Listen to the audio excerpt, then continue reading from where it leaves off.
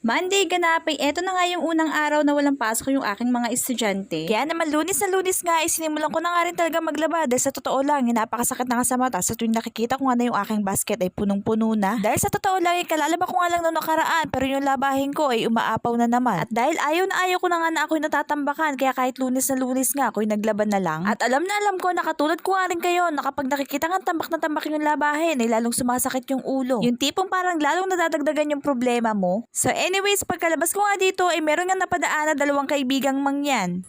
Salamat, thank you. Wari ko nga sila nilalamig, kaya naman ang hiningi nga sa amin ay jacket. At after nga namin bigyan ng jacket, ay nag-request pa nga sila na mahingi nga daw sila ng bigas dahil sa totoo lang napakabihira lang talaga nila makakain ng mga kanin. Dahil sa lugar nga nila ay ang palagi nga lang nila kinakain ay nilagang kamote at nilagang saging. Anyways, after 3,465 days ay natiklop na din yung mga damit namin. At gustong gusto ko na rin talaga maubos yan dahil sa totoo lang